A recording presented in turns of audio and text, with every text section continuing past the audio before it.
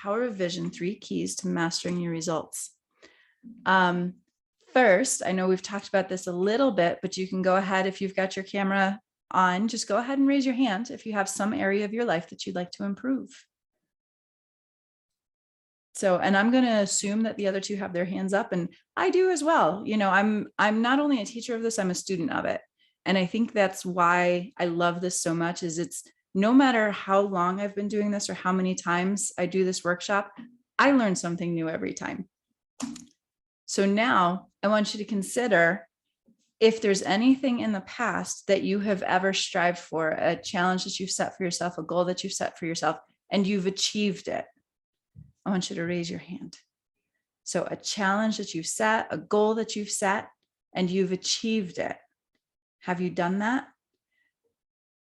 And so we've got hands raised. That proves to us that we have the ability to do that.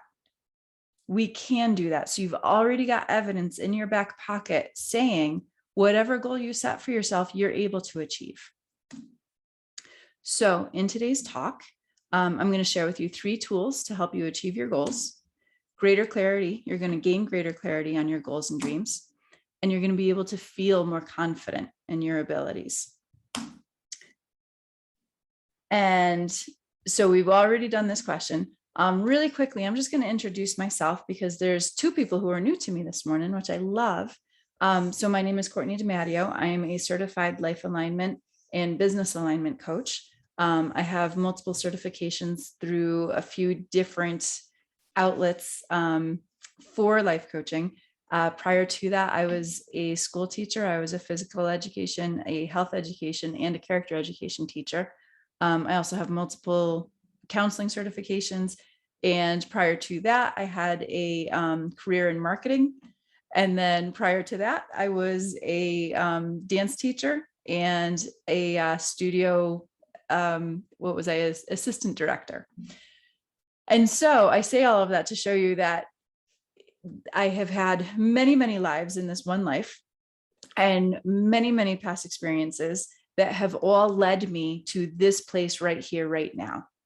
And I challenge you to think back on your life and start to recognize how every choice you've made, every decision that you've made has brought you to this place right here, right now. Because whoever showed up this morning is exactly who was meant to be here. So whether it's 1 of you, 4 of you, or if 20 of you had shown up, that's exactly who's meant to be here. Because everything is unfolding at all times for our greatest good. And I truly believe that. And by the end of today, by the end of the session, you're going to see why I believe that. So I am really, really excited to dive in. First of all, something that has probably never been shared with you before, or if it has, I'm really happy to reiterate it. You, as you are right now, are far more capable than you've ever been told. And that's something really, really special to hear and recognize about yourself. So my foundational belief is that every single one of us is a divine being born of a divine creator in the image of that divine creator. And therefore the magic that created us is also the magic that's within inside of us, because we're in the image of that divine creator. Now you can call that creator whatever you want to. It doesn't really matter the name that you give it, but the understanding that it does exist is really what the point of this is. So being that you are created in the image of that divine creator, you are far more capable than anybody's ever told you before. Now, we were gifted with a set of programming, and I use the word loosely. We were gifted with a set of programming from the time of birth to the time of age 7. And the way that this happens is the brainwave state that we're in. So I'm going to throw in a little bit of neuroscience because I am a nerd and I love this stuff. But the brainwave state that we're in from the time that we're born until about the age of 7 is the theta brainwave system. And when you're in theta, so that if you're a meditator, that's the brainwave that you tend to go to in meditation. Imagine being in that all of the time. You are completely impressionable. Everything that's around you is being soaked in and is being remembered and recorded in your subconscious. Your subconscious is truly nothing more than a recording. So there's no feeling in your subconscious. There's no judgment. There's no there's no input into that other than the recording itself. And that's where we are from 0 to 7. And so everything that happens to you in that time is being recorded into your subconscious. Then what happens between the ages of 7 and 11 is that you start to make judgments on what's been programmed into you. You start to collect evidence to prove yourself right, because our brains hate to be wrong. And so from the ages of 7 to 11, you are constantly collecting evidence to prove yourself right. By the time you're 11, your entire belief system that you're going to live by for the rest of your life is solidified in your subconscious. Good news and bad news. If you had really, really awake parents who were really careful about the different experiences you had and the wording that they chose and things like that, then you've got really, really strong programming. However, that's typically not what happens. And our parents do, again, typically come from a place of love and want to do the very best that they can for you, but they impress upon you their limiting beliefs. They impress upon you a set of rules. They impress upon you beliefs that keep you small, keep you safe, and don't allow you to think beyond and think into the realm of the impossible, which is a funny word of itself. And we will probably get to that later. But if you have those limiting beliefs, if you have anything like that holding you back, it is possible to change them. And that's part of what we're going to be talking about today. Okay, so your programming is your programming. However, it is possible to rewrite the programming if you consciously choose to do so. I love that picture. So it's said in the Talmud that every blade of grass has an angel above it, whispering the words, grow, grow, grow, which explains why a blade of grass can bust through a concrete sidewalk in order to find the light. And I want you to think about the impossibility of that for a moment. This one seed, this itty bitty little tiny seed, has magic inside of it so powerful that it can bust through concrete to find the light. You know what that tells me? Is no matter what I've been through and no matter what you've been through, you have that same power within you to bust through whatever ceiling has been put over you. You do have the ability to grow and seek the light, and you do have the ability to find the light. And we're going to learn today how to do that. So our goals and dreams are often born out of the challenges we face. We live in a dichotomy. We live in a world of positive, negative, good, and bad. Now, do we need to? That's another tangent for another day. I do believe that at some point we'll be living in a world without dichotomy. But for the time being, we do live under that dichotomy of positive and negative, good and bad. It is the negative that challenges us to seek the positive. So it's when we're under stress, when we're under pressure, that we decide, I don't like this, I don't want this. Sometimes we get stopped right there.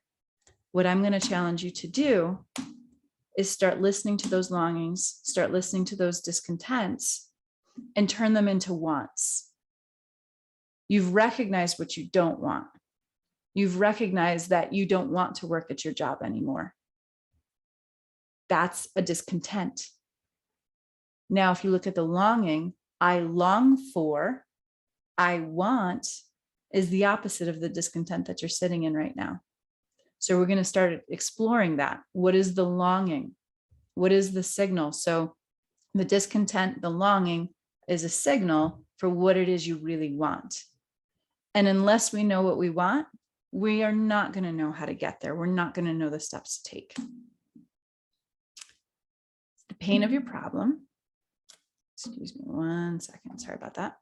and the burning desire for what you want are essential for creating new results. So truly, everything is happening for our greater good. The pain that we're going through right now, whatever it may be, is simply a signal to help us create the new results. Because if we didn't have that pain, we wouldn't be pushed to find the new results. So right now, I'd like you to get out pen and paper, and I'm going to give you a couple minutes. And excuse me one second. Okay, so you're going to get out a pen and paper, and you're simply going to write down your current longings and discontents. So just think about any area in life, and I'm going to make it a little bit easier for you by naming 4 areas. But in any area that comes to mind, what are you discontent with right now? And what do you long for? So you can look specifically at the areas of health and wellness,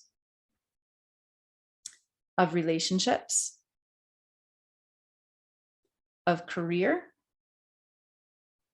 and of time and money freedom. And I'll give you about 1 minute and 30 seconds to do that.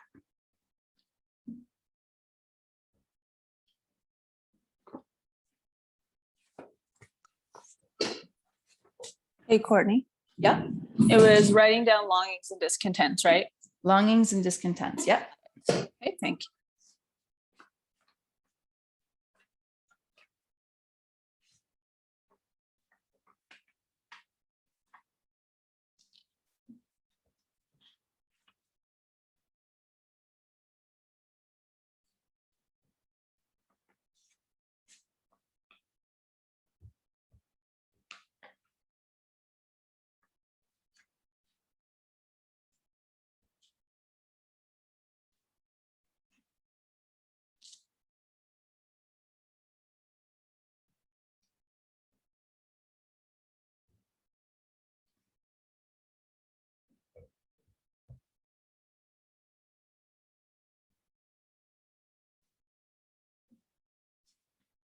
Okay, about 30 seconds more.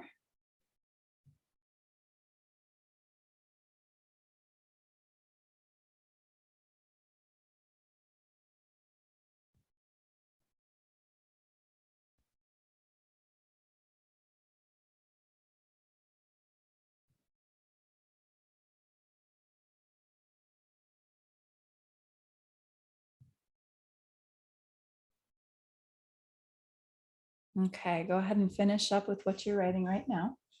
And as you're finishing up, just listen to the sentiment. 525,600 minutes. And that's how many minutes are in a year. Now, each one of us has the same amount of minutes. And I bet you know someone who seems to really have many, many more minutes than that. I know that I do.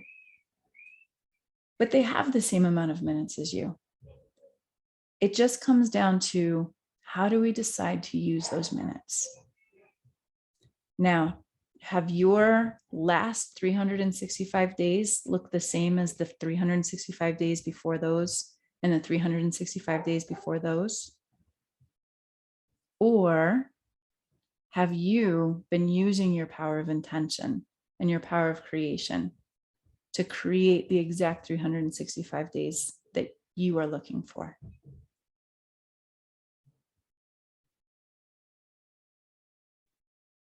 Okay, so really consider that.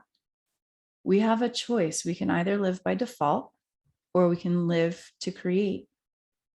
We have the power to create our lives. So if you've been living by default, then I'd like to reiterate that you are really in the right spot, because you're about to be taught how to create instead. And with that in mind, I just want to let you know that at the end of today, I am going to offer you a gift, and it's up to you whether or not you want to take it. But as you're listening to the presentation today, really decide, have I been living by default, or am I creating my life? And if I've been living by default, am I ready to take the reins and to create my own life? Okay. I love this quote by Dr. Michael Beckwith, and I'm sure all of you know who he is. But his quote is, "We are often pushed by pain until we are pulled by a vision." And that's what you're learning today, is how to shift from being pushed by your pain to being pulled by your vision. We're going to get a chance to create your vision in a little while. Before we jump into that, I want to share a quick story with you about a time that I was living in a default mode. And I was living in a place where pain was really, really pushing me. I was a school teacher at the time. I was a phys ed teacher, and my very, very good friend was the music teacher at the school. And I'll say, we were such good friends that we had taken vacations together. We were very close. And then all of a sudden, some things started happening where she was getting very angry with me. And the anger very quickly turned from simple anger to abusive anger.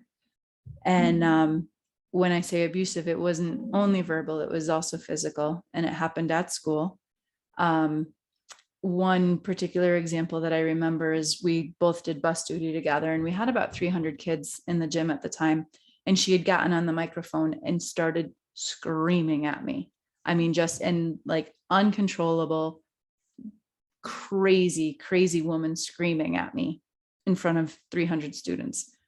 I, at the time, was a very different person. And I ran out of the gym in absolute tears and in fear, in complete fear.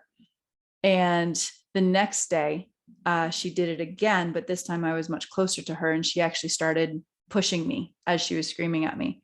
And our school resource officer was there, and he witnessed the whole thing. And he stepped in between us, and he pulled me aside, and he said, "You're coming down to the station with me right now. You're going to get a restraining order out on her."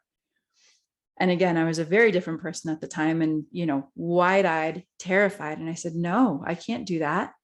She's my friend and we work together. There is no way I can get a restraining order out on her." And so I was coping in my own ways, which at that point was drinking heavily. I would go home at night and I would make myself all kinds of cocktails and just drink until I passed out. And then I'd get up the next morning, and this is something I'm not proud of, but this is the truth. This is my story. But I would get up the next morning, get ready for school, terrified, crying, get in my car. And it was to the point where, as I was driving to school, I was looking at trees to decide which one would either end it all really quickly or at least give me enough time off that I could get through to the end of the year and have summer break. So I'd be hospitalized that long. That was my thinking. And it was a really, really scary time for me. There was one particular moment when I had come home. It was a particularly bad day. And I poured, basically I made myself a pitcher of Cosmopolitans, and I was just drinking one Cosmo after another, which, I mean, now it just kind of disgusts me to think of that. But I went into my office. It was, my husband called it my leave me the hell alone room.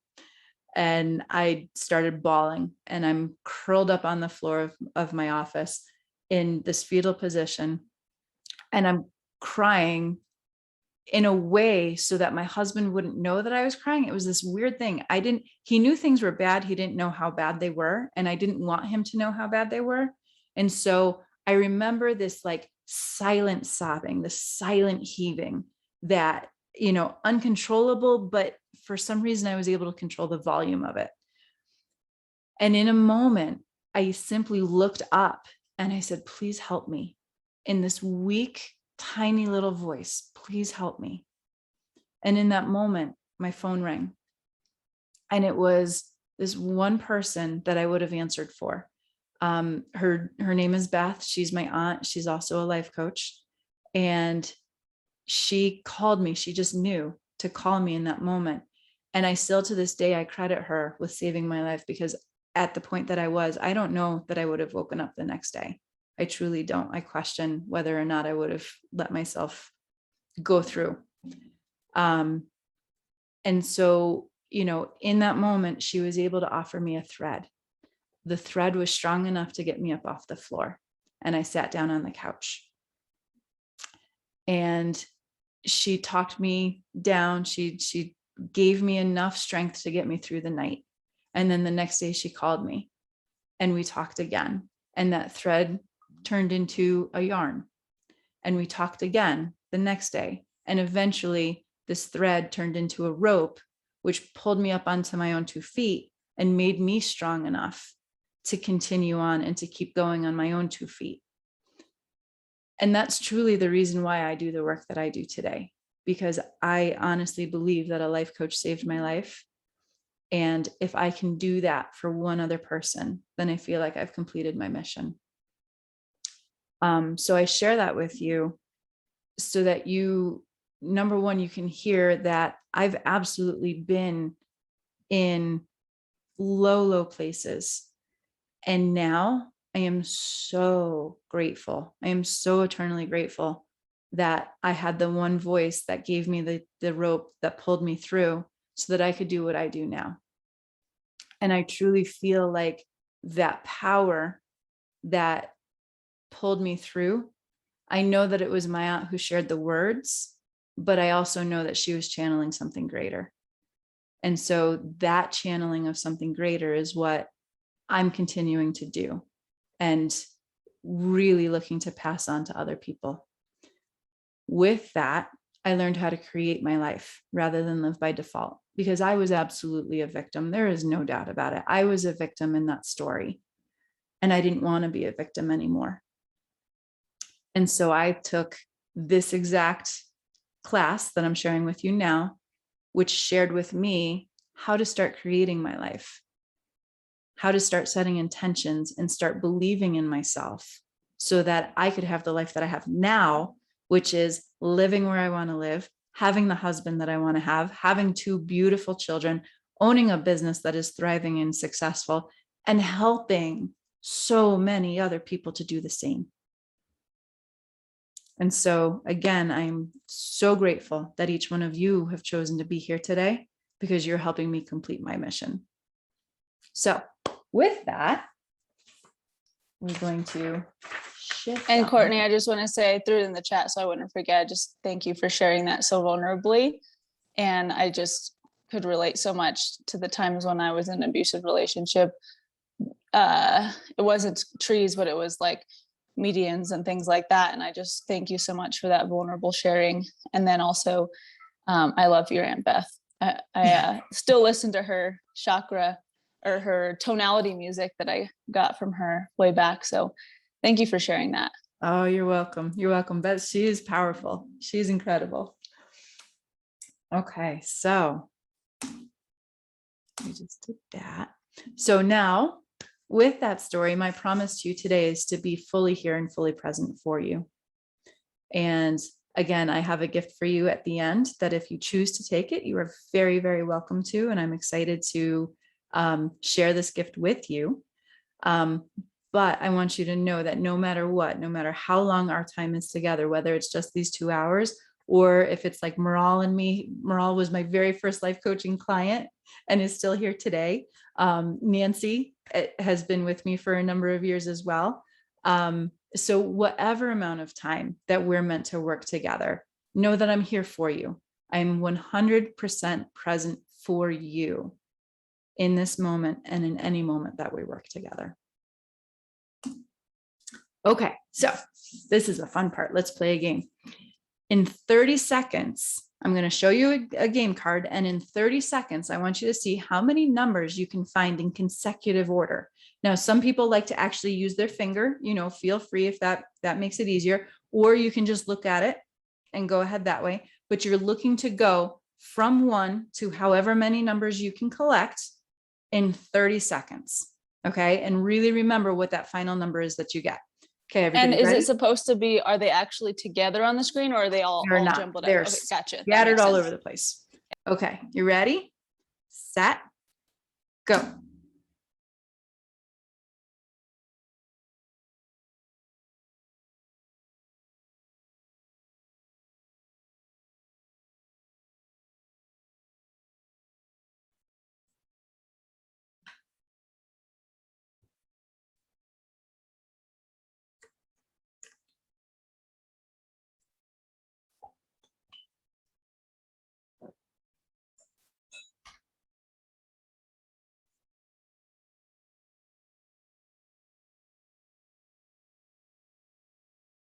Stop. All right. So now go ahead and let me know how many numbers were you able to find? And go ahead and unmute yourself and just go ahead and shout it out. 17. This is 17. Victoria. I got 12. 14. 12. 12. Okay. 17. So 17 is our highest. 12. So we're right in that 12 to 17 range. Perfect. What if I gave you some more information? Do you think you can gather more numbers in 30 seconds? Okay, so take a look at this. Now, if you look at this, you'll notice that there's a pattern. 1, 2, 3, 4.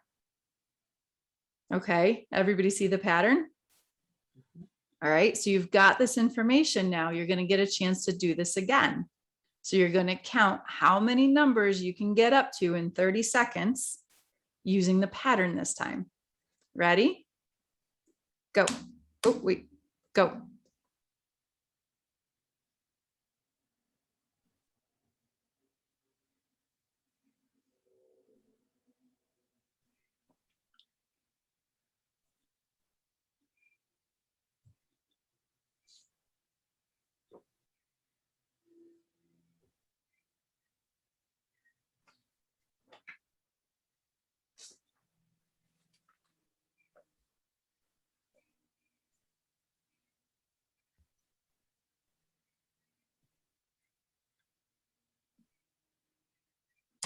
Stop.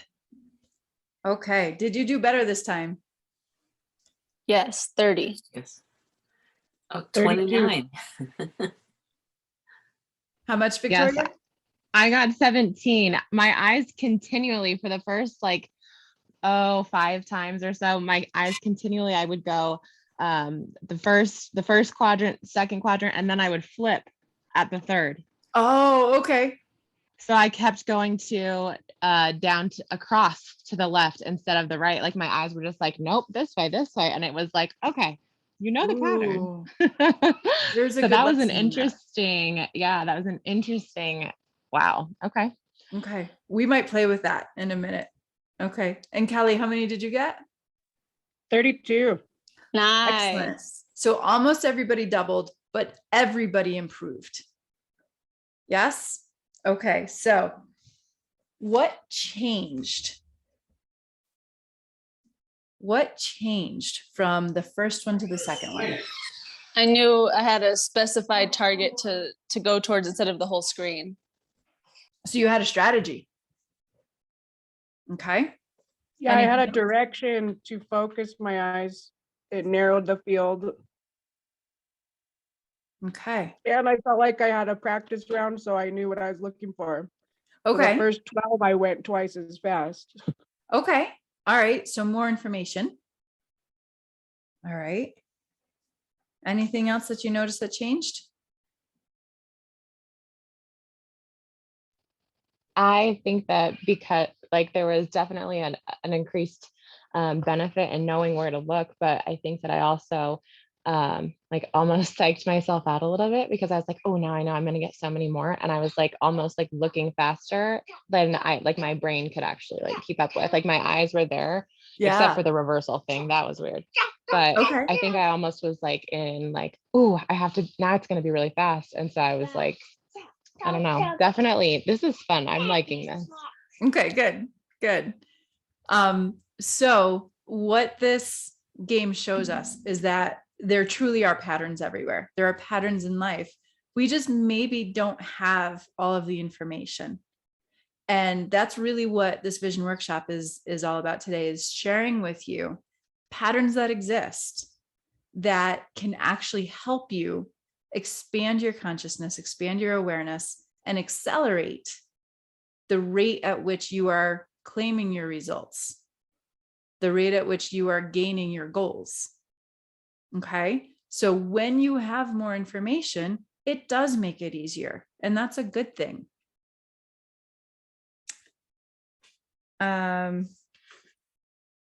Just looking at my notes really quick. Okay.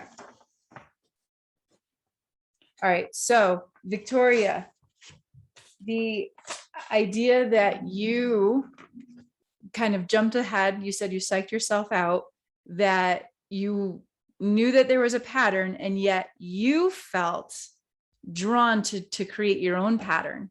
That might be some insight. And I want you to think about your life for a moment. And are you typically the type of person who likes to create her own path, who maybe doesn't take the path of least resistance, but perhaps steps yourself into ways to face challenges head on, to maybe even create challenges? Does that sound like you? Oh, yes, it definitely does. Yeah, I would agree with most of that. I think there have been certain periods of time, maybe for shorter durations, that I've gone into a little bit of like an autopilot default mode. Okay. But again, I think that's I can pretty easily identify the why in those circumstances, and have been able to see past that. I think there's still more to work through, of course. But definitely what you said, I resonate with a lot. Okay. All right. So awareness, right? Awareness is key. It's our first step towards making a change. And so, and this goes for everybody. If you recognize that there are patterns in your life, and what I often see through my practice is, we have this little lesson, this little calling that starts off small. And if we don't learn it in this moment, then the next time it gets a little bit bigger, and the next time it gets a little bit bigger, and it keeps being amplified until we finally, hopefully at some point in our life, learn that lesson. And once we learn that lesson, we get to put it to bed and move on. Now, something that Victoria had pointed out right in the beginning that I love is that the universe is going to throw at us these pop quizzes and say, did you really mean that? Or did you really learn that? Let's test it and find out. And so being aware, and again, this is that whole pattern recognition, being aware that these pop quizzes are coming your way, and recognizing that, oh, this is a pop quiz. Okay, I know that I need to do something different this time. I need to change the way I reacted. Hopefully, I am responding rather than reacting. And when you do that, the universe will say, okay, case closed. We'll push this one aside. Hey, here's some new lessons for you. As you start to see this, you can start to look at it as a game. And that's why I love, there's going to be one more game in this too. It really is a game, and it can be a game. And if you look at it as a game and you work with it joyfully, again, recognizing number one principle, everything is always happening for our greater good. Use a joyful abundance as you're coming across these patterns, as you're coming across these circumstances, to take them on. They get to be fun, and they don't need to be as stressful as what we've created them to be. Go ahead, I just Meryl. have to say thank you for sharing that, because I've been really working with that exact concept for a while now. And I noticed my little like middle school, high schooler who did like Math Bowl and Science Olympiad coming out. And for the most part, because of my dad, who's a professor, I've always kind of looked at education as joyful. So I would never say I was too cutthroat, but there's definitely times where I was like, oh, I've got to win. I've got to win. I could hear it. I could hear that, just a little voice right here. I sense it in like the back. And then I would just lovingly override that in the next nanosecond and be like, no, this is fun. Like trying to just be like, oh, and like I was smiling and like, this is like a fun game. Like I was a toddler playing it, because I've been kind of trying to mirror my son lately. So I just want to share that based on what you just said, because I noticed that too, just like how we can come at it through one lens or come at it through like play and joy and fun and ease. And Meryl, honestly, I have learned from you in that area so much. And just watching you, like I said, Meryl and I have been working together for years.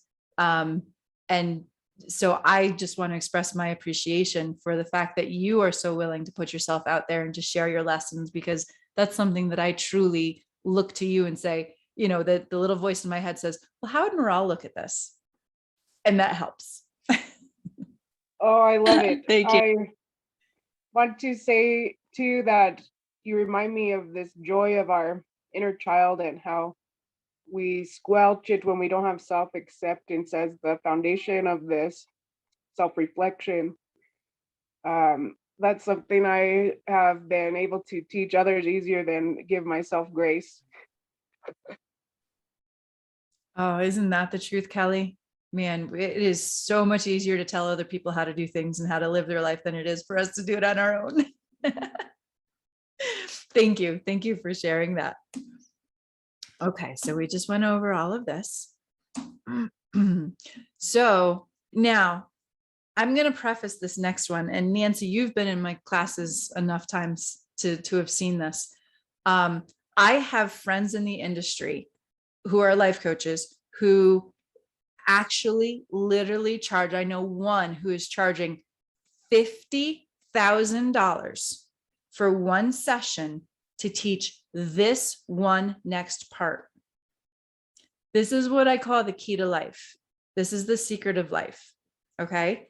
If you remember nothing else, if you write down nothing else other than this next formula that I'm going to share with you, you have walked away with platinum in your pocket. And then it's up to you to decide how to use it. So the results formula begins with thoughts. So in order to expand our awareness, we have to realize and recognize, how is our mind doing this? What does our mind do? What pattern does it follow in order to create the results that we have in our life? Okay.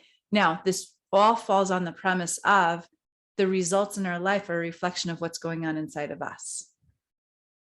So if that's new to you, I want you to really let that soak in. Everything on the outside of you is a reflection of what's going on inside of you. And this is the premise for the statement, thoughts become things. Look around your room right now. I want you to notice every single tangible item in your room and recognize that they all began as a thought in someone's mind. Nothing spontaneously exists. Everything begins as a thought. And so in order to create it as a thing, we need to have it as a thought. So if you want to create something in your life, if you want to create a new job, if you want to create a new relationship, if you want to create more time, if you want to create more money, anything that you want to create in your life, it starts as a thought. And if you're not willing to think the thought, you're not going to get that end result. Okay, so now this goes into our programming, and I'm going to back up for a moment into that idea of programming. When we're little kids and we say, Mommy, I want this, Daddy, I want this, I want this, I want this, I want this. And what is their answer? We can't afford it. You can't have it. You don't deserve it. You're not worthy of it. What do you think? I'm made of money? That was my dad's favorite. My mom says, how do you want me to buy it? With my good looks? Okay. Those are the thoughts that we have in our head when we even dare to have a glimmer of a want. Those are the things that come to our head. And so we have to reprogram those answers. And that's what this formula does. Okay, so we talked about our thoughts. Now our thoughts create feelings. So think any thought at all. If it's a good thought, and when I say a good thought, I don't mean positive, I mean a thought with power, that thought will create a feeling. Now, I'm gonna make an assumption here just because of the way that you found me, but everybody here is pretty adept at the language of energy. We now know, and science has proven this, we now know the most powerful form of energy in the world is a thought. That powerful thought creates a feeling. So if it's a thought about, hey, I want to go find a new job, then the feeling is either, oh, I'm really excited to go for job hunting. Or the feeling is, oh shit, I don't want to go job hunting. Right? There's your responses. Your response is a choice though. So if your immediate response is, no, I don't want to do job hunting. That's such a stressor in my life. I can't stand it. I don't want to do interviews. Oh, I have to get my CV together. Oh, that's so. Okay, there's your reaction. You have the opportunity to change that. So when you're aware of it and saying, oh, wait, this feeling is not going to lead to the result that I want, what feeling is going to? Yay, job hunting. Even if you don't believe it. And here's the key to that. Even if you don't believe it, because again, back to that subconscious is not able to make judgments. So whatever feeling you have going consciously, your subconscious is just going to believe and take in. So if you've chosen the positive feeling to get to the positive result, your subconscious is going to fall in line. Okay, so thoughts create feelings. Feelings kick you into action. So again, that feeling of, oh, I don't want to go on a job hunt. Oh, well, what kind of action is that going to lead you to? Inaction, not doing a great job with your CV, poor interviews, having low frequency as you're meeting new people.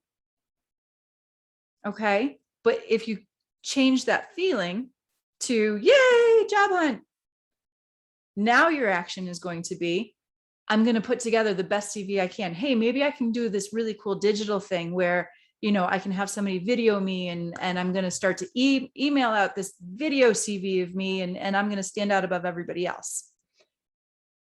Oh, maybe when I go meet somebody, I'm going to talk to them about some kind of crazy idea that I've been having, that I have a ton of passion around and a ton of excitement around, and I'm going to raise their frequency to where I am. Okay, so see how the thought creates the feeling and kicks you into action?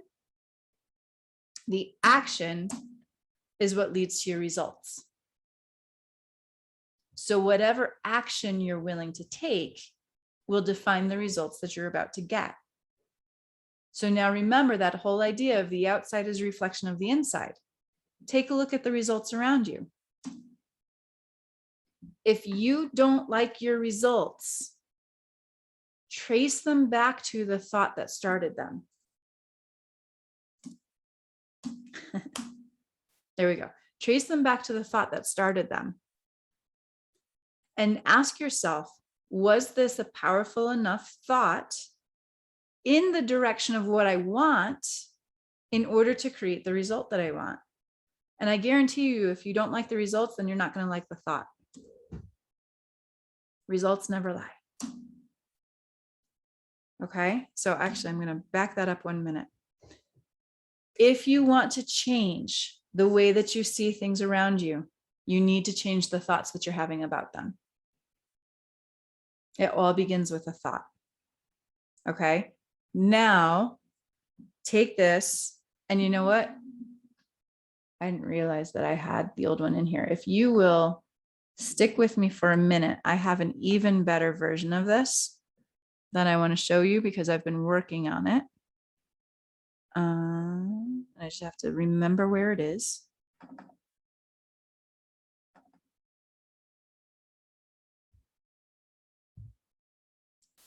Not there. Give me a sec. Oop.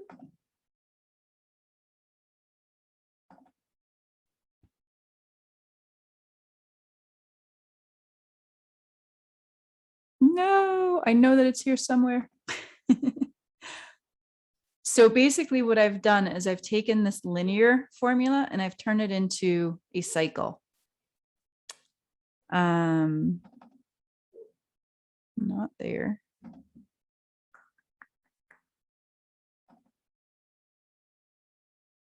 Yes, here we go.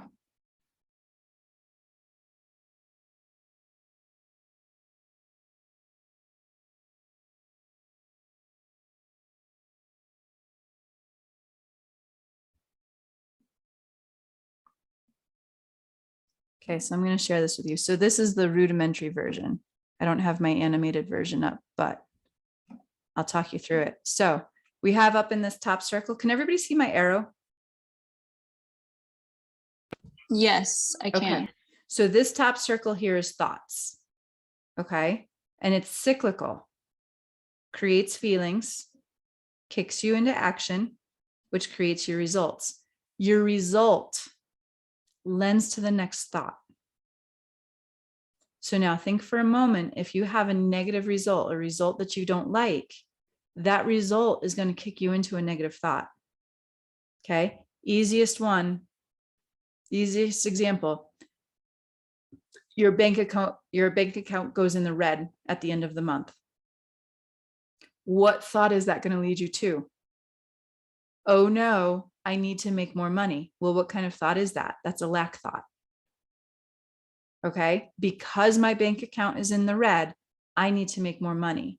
Now you have a negative thought starting off this cycle again, which is going to lead you to another negative result. And so if you're allowing yourself to be driven by your results, you're going to continue in that cyclical fashion. If it's a positive result, wonderful. Let that cycle flow. But if it's a negative result, a result that you don't like, you need to interrupt that pattern. You need to interrupt that cycle. That's where you introduce a new thought. So that's this fifth bubble up here.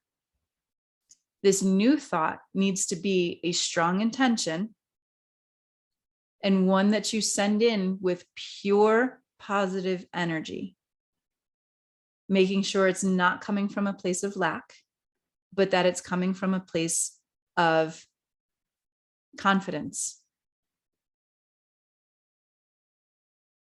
Okay. So if something didn't go your way, the way that you wanted it to, if you've got a result that you don't like, you need to interrupt the cycle with a new, better thought, a positive thought, pure positive energy.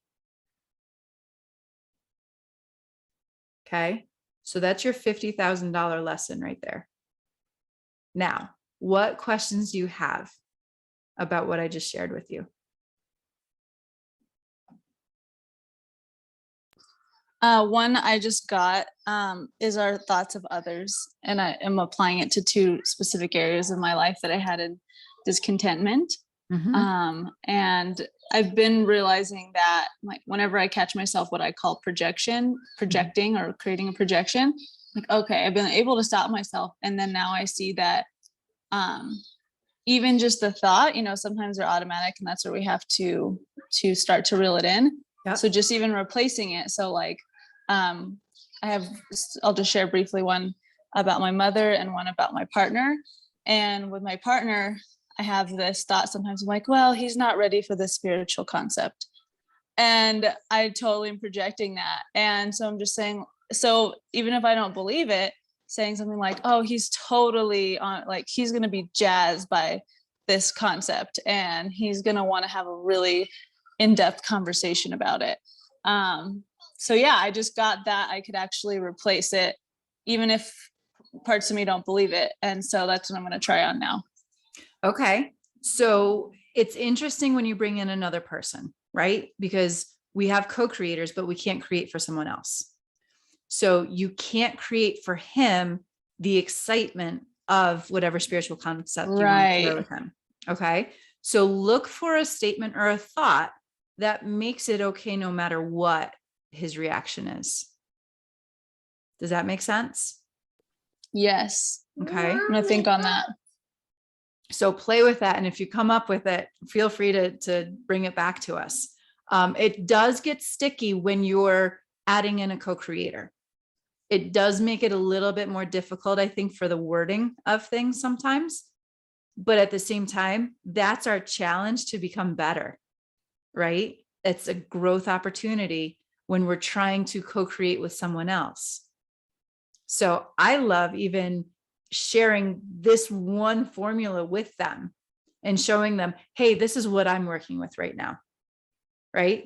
I've done this with my husband. So my husband, he thinks I'm a nut. He does not buy into all of this woo woo nonsense. But he is a master manifester. He's what Bob Proctor calls the unconscious competent.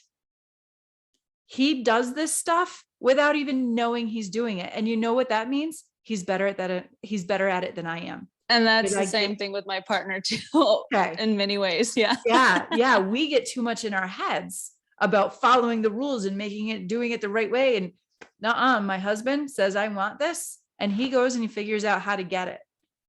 His positive thought, he believes in himself enough. He has so much confidence in himself, and it triggers the excitement to kick him into action, to go ahead and to build a $20,000, 900 square foot garage in our backyard with a $10,000 lift and every vehicle that he could ever dream of. He's had in that garage. It is wild. It is absolutely wild to watch him do this. So when I'm thinking about it, the way that I treat it with him is, I wonder what I have more to learn from him. So Right. Instead of being the preacher. Yep. And I love what Nancy just shared in the chat, because that actually provided me something of, I get to co-create with him, and I get to co-create, learn, and share. And that could just be the basic thing I come back to whenever, and it's luckily not been something that's so huge. It's just kind of sometimes there when I share something, and he's just like, because he's a quiet guy. And he's just like, okay, like he'll say, like, I'm not really sure what to say. This is a new concept. And then similarly with my mom, I can apply that too, because that's something that goes back to when I'm younger too. So I'll definitely work with that as well. So I think that's what I'll do. And thanks for sharing that, Nancy. You're welcome, Morale. I just two little things. Years ago, my job involved having to travel to South America for work. And I kept saying, I have to go to South America. I have to go to Argentina. And someone looked at me and said, you get to go. And do you know what happened at that point? It shifted everything. And even though it wasn't perfect and there still were challenges, it was like, I get to explore this country. And that was one of the first trips that I did take out of the country. And after that one, even if I was going for work, I arranged time to explore this country or this place I was at. The other thing, and Courtney, you know what I've dealt with. I recently bought a house. It's not my perfect house, and tears are going to come up. Sorry. Apologies. Right, don't apologize. Just shifting that from what's wrong here to, oh my gosh, I get to live in this house. I get to have hot and cold running water. I get to have electricity. I get to have air conditioning. And I've actually figured it out with the help of friends, but seeing this as a stepping stone to the dream. And years ago, I wrote down new car, new house. And it's here, both of them. And it is not what I imagined. And I realized that when you talked about the pain becomes the pull, I know about myself. To get to that action, I need to have that kind of push behind me, like, hey, the universe is saying, I'm throwing you into this. It's not what you want, but hey, watch and listen and look around you, because it is what you want. And it needs to go forward from there. So that's my share. Thank you. If this is Victoria, and I won't apologize, but I normally would love to share video. I'm just not really, I mean, however I am is fine. I'm just moving around a lot. So I feel like that would be kind of distracting.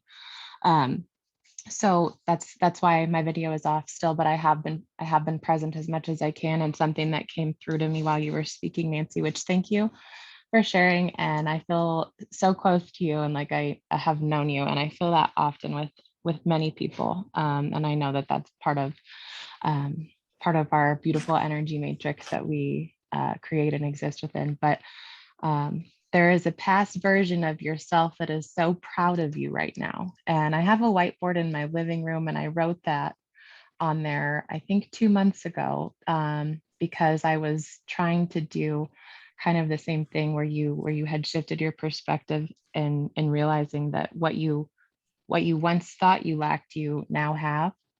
And I'm trying to do that as well. And so that was just inspiring to me. And I thank you for sharing. And just to go off of that, I also think there's a future version that's so proud of us right now. I don't think it's just the past version of ourselves. I think it's the future version that's giving us those new thoughts that are from a pure energy source, that are seeing beyond the ways that we sometimes limit ourselves in different moments, and that I know I do. So our cheerleaders are behind us and in front of us and around us. And thank you for that positive insight. Victoria, thank you so much for that. I just wrote down those two statements. There's a past version of you that is so proud of you right now. There's a future version of you that is so proud of you right now. That's profound. I really appreciate that. And I know that I can see it in Nancy. You've really woken something up in her too. I wrote it down too. Thank you, Victoria. Yes, of course. Thank you, ladies. This is wonderful. All right. This is why yesterday I was talking, or yesterday and 2 or 3 days ago, I was talking to Victoria, and I was like, I see you as a coach. And she was like, oh, and I'm like, yeah, you see that too. So anyway, just throwing that out there. Really good at that. That's interesting. All right. So now to wrap up the results formula, this is the key, and this was in my my Facebook posts on the landing page. It said the key, that is the difference between people who are highly successful and people who aren't. And here it is. Are you ready to write down? Highly successful people begin with the end in mind. They know their outcome. They become clear on what it is they really want. Because where your attention goes, energy flows. You begin to see resources and opportunities other people miss. In summary, highly successful people begin with the end in mind. That's what you need to know. Okay? Let the thought of the result that you want be the driving pull for you. What is the result that you want? And get honest with yourself about what it is you want. And as you tippy toe into, I want X, and that voice says, you're not worthy, remember that that voice isn't yours. That's not your voice, because I guarantee you the day that you were born, you knew you were worthy. You knew you were deserving. The thoughts of not being worthy, the thoughts of not being enough, the thoughts of not being deserving, those were all gifted, I say with my air quotes, gifted to you by people who are trying to keep you safe. And to keep you safe, they kept you small. And that's okay. They did the best they could with what they had in the moment that they had it. But as you know better, you do better.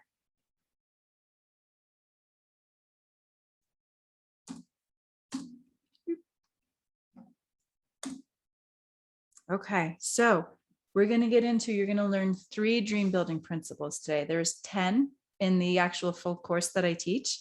You're going to learn 3 of them today. So dream building principle number 1 is called designing your dream. Now this is fun. This is where you get to draw out exactly what you want, every detail of what you want. And then I know right away that negative voice comes in. Well, I can't have what I want. That's going to be too big. No, there's no way I'd ever get there.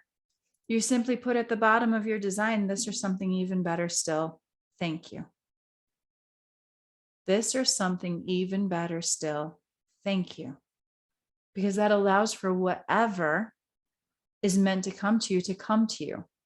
And it doesn't pigeonhole you into one exact location, one exact anything. Okay. So now remember that clarity is power because thoughts become things.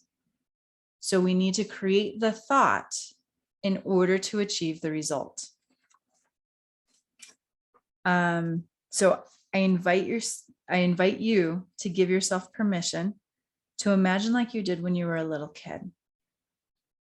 Now, if you're surrounded by little kids, you have, I think, maybe an easier time of doing this because you can see right at your fingertips that imagination that just goes wild in them. And how 1 minute my daughter is Elsa, and the next minute she's mommy, and the next minute she's whatever she wants to be.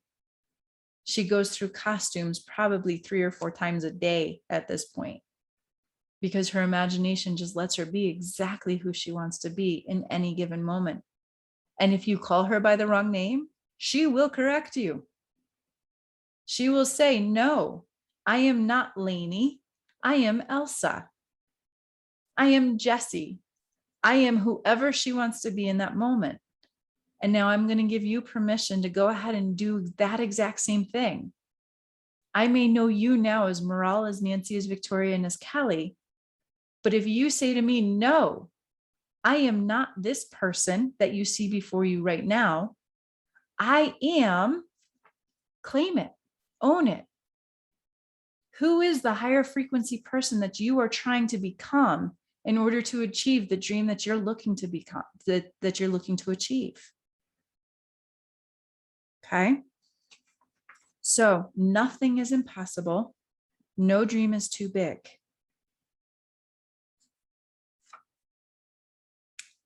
Use the question, what would I love? And get ready to write. What would I love? Now you can again choose an area of life. I gave you earlier 4 domains. You've got relationships, you have career, you have health and wellness, you have time and money freedom. You can feel free to choose one of those 4 domains if that's what calls to you. Or you can make this as grand as you want and really describing every domain. Okay, this is completely up to you. So we're going to step into a time machine, and I want you to think 3 years down the road. What do I want my life to look like 3 years down the road?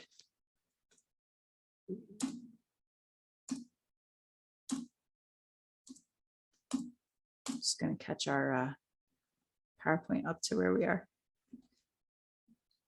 Okay, so with this, be willing to ask yourself questions. The quality of our life is determined by the quality of questions we are willing to ask. If you find yourself asking, how am I going to afford the mortgage by the end of the month? That's determining the quality of life you're actually giving yourself in that moment. But if you find yourself asking, how am I going to create the person that I want to become in order to have the house of my dreams?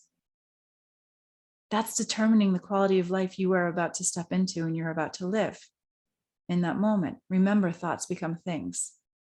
So be willing to ask yourself the big questions.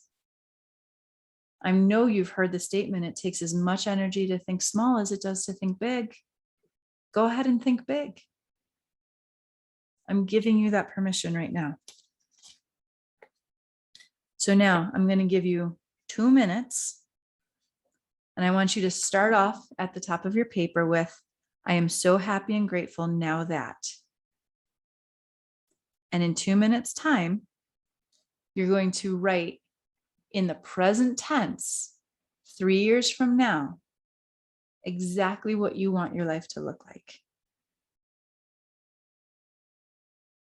Alexa, set a timer for 2 minutes. 2 minutes, starting now. By the way, it looks like the weather in your area has been. Can you say the statement again? We start writing first. Yes. Forecast. I am so happy and grateful now that. So as you're writing, close your eyes if you want to. You're imagining 3 years down the road. All of your challenges are solved. Consider what you would love for your life. What's happening in the area of life you've selected. If you could wave a magic wand, what great things are occurring for you? If you could not fail, what would you love to be doing? What experiences are you having? Who are you with?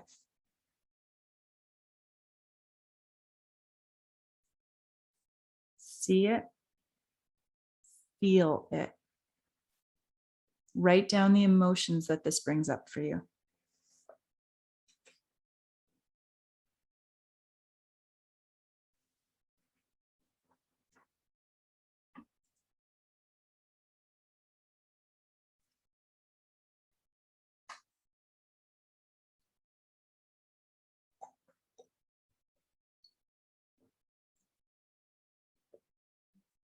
Thirty seconds left.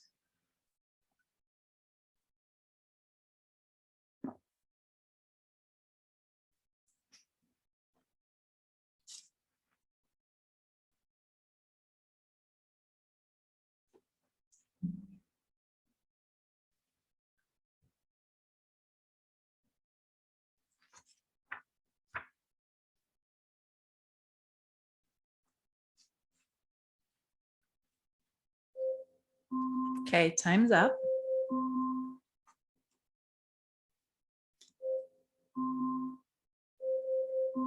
Alexa, turn off timer. Okay.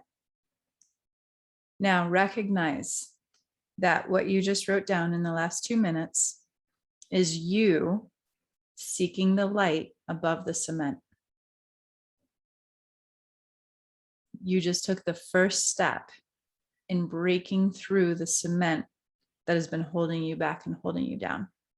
So I want you to just take a moment, soak that in, and congratulate yourself, celebrate yourself for having the courage to do that.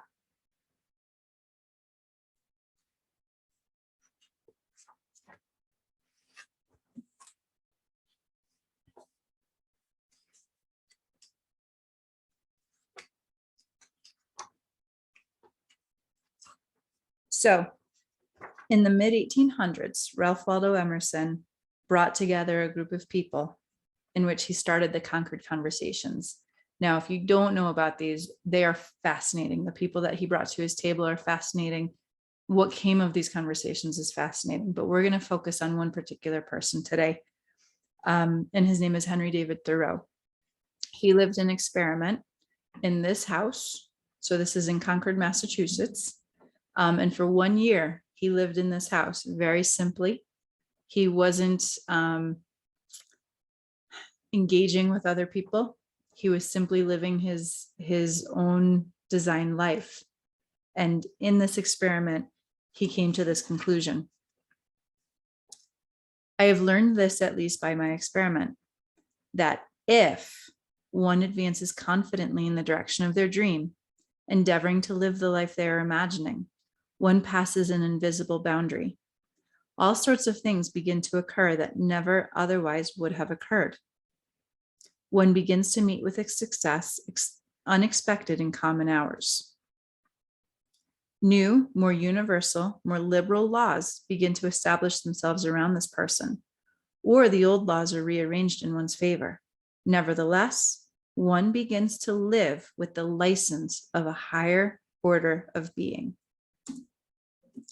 So we're going to really look at this one quote, because this is the permission. This is the key that gives you the map to get to exactly where you want to go.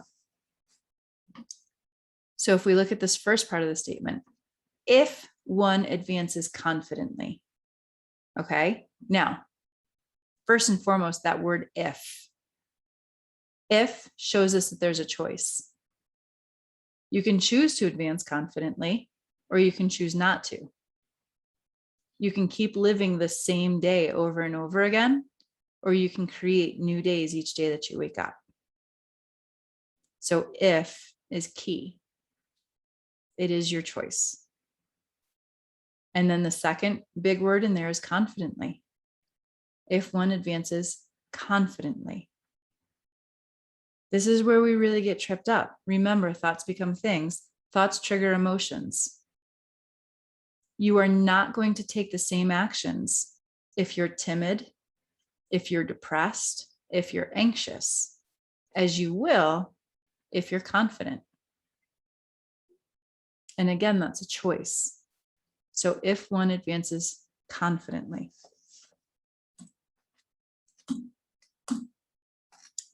In the direction of their dreams. So I love Mike Dooley. If you're not familiar with his work, I highly recommend that you look up Mike Dooley and you start digging into what he does. I love him. Just a Yeah. quick side note, sorry to interject. Yeah, no, I read my little, it's been a while, but I usually read my little notes from the universe and I'm like, yes, thank you. I'm receiving that. So yes, agreed. Thank you. beautiful, beautiful. So he uses, I think the very best metaphor is a GPS, and he'll talk about how, you know, we have this GPS for our life in the direction of their dreams. In order to get your GPS to work, you can't just get into your car and say, hey, car, take me somewhere. You need to know where you're going and you need to input that into your GPS. And then the GPS gives you all kinds of ways to get there, right? You can go this most direct way. You can take the scenic route. You can take the route that has, you know, the most amount of tolls. You've got choices and how you're going to get there, but you have to be willing to put in a final destination, an end result, in order to be able to get there. So you need to be willing to call out and to claim the dream that you're chasing, the dream that you want to own. Okay. Now, this is something that I saw in my own life for a long time. I started in this world as a Reiki practitioner, and I was afraid to tell people that I was a Reiki practitioner because what would they think of me? Now, I wanted to have a thriving Reiki business, but I wouldn't tell people I was a Reiki practitioner. How does that work? That's a competing commitment that I found in me. So I wasn't having success as a Reiki practitioner because I wasn't willing to be confident about the dream that I wanted. I wasn't willing to put in that end result of Reiki practitioner because I was scared of what people would think of me. So that's why I am pushing you. I am applauding you forward. I am hopefully inspiring you to claim the dream that you want for your life.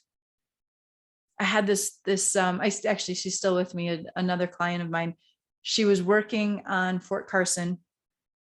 She had a wonderfully successful, highly sought after position in the GS system. So that means she was a civilian working on Fort Carson, and her dream was to be a massage therapist. And she came to me and said, I can't be a massage therapist because what would people think of me? Look at this wonderful paycheck that I have, the security of being in the GS system, the fact that I've been able to go here, and here all over the world. People would think that I'm nuts giving all of that up to be a massage therapist. She wasn't willing to claim it, despite the fact that she knew that's what her calling was. Now, I'm very, very excited to report that she has since earned not only her massage therapy license, she's also a dream builder coach. She went for her certification, and that is her career now. So, that's something to bring to your attention is, look, if you have this calling, if you have this yearning, it's there for a reason, and you can go the rest of your life ignoring it. And how happy will you be? How much happiness can you truly claim if you're not living into your gift? This gift was given to you for a reason. So claim it.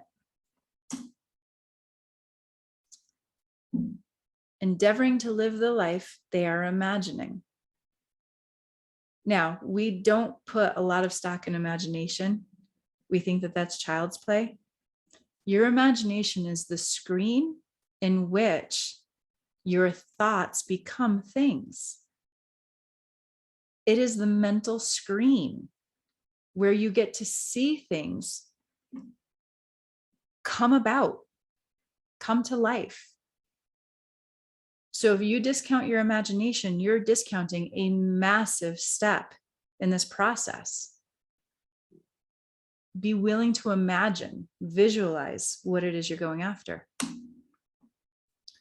One passes an invisible boundary.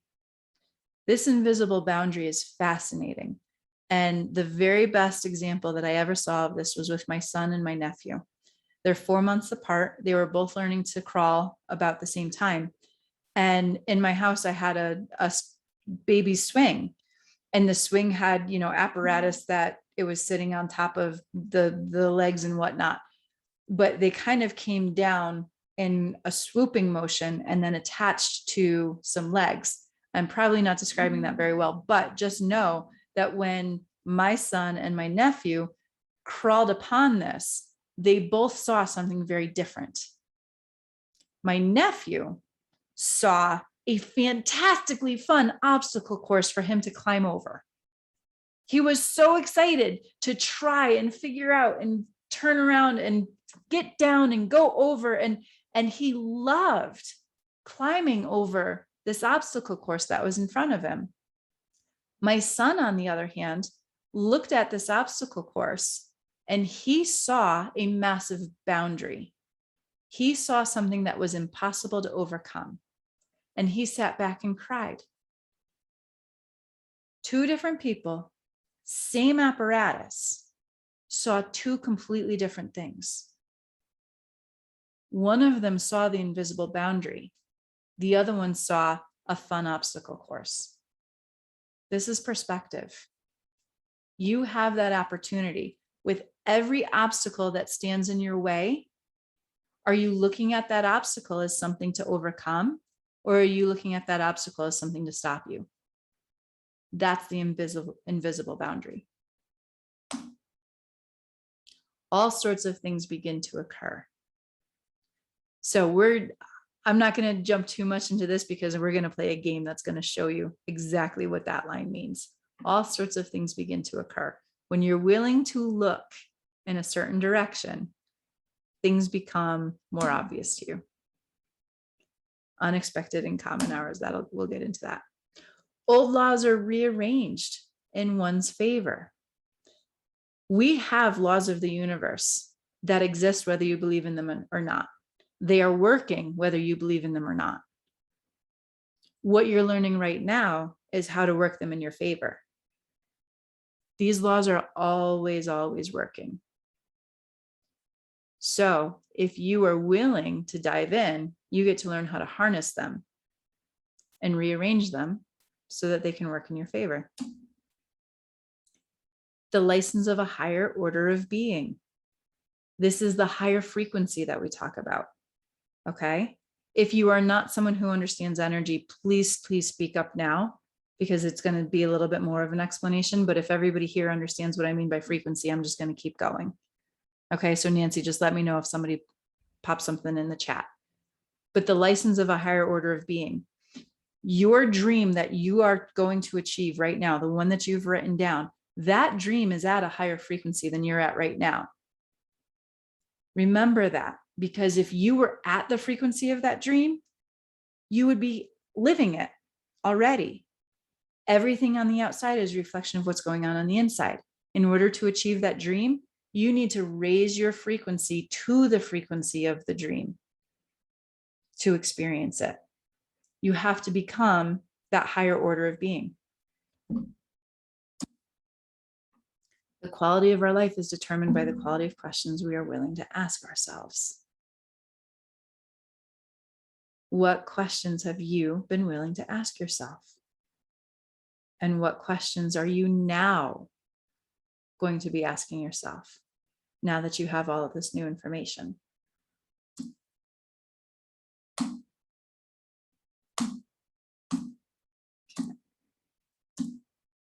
We just did all of that. Okay, So now at the very bottom of your statement that you just wrote, your 3 years down the road statement, this or something even greater still, and recognize that gratitude is of the highest frequency. And so end it with a thank you. And you can thank whoever your higher power is. You can say, thank you, source energy. You can say, thank you, higher consciousness. You can say, thank you, universe. You can say, thank you, God. But be willing to be in a moment of gratitude for all that you've just achieved, because thoughts become things, and everything you just wrote down truly can become the thing that you see in your life if you're willing to walk with confidence in the direction of your dream.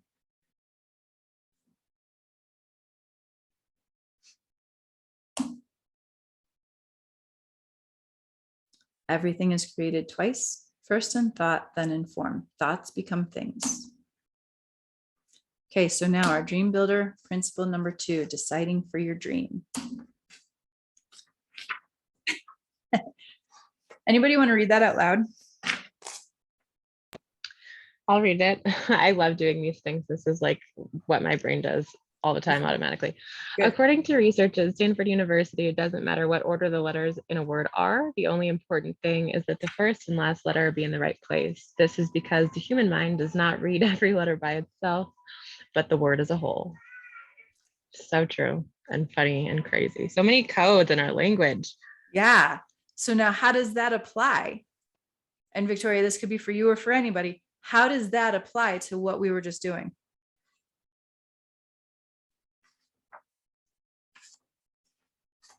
What we look for is what we see.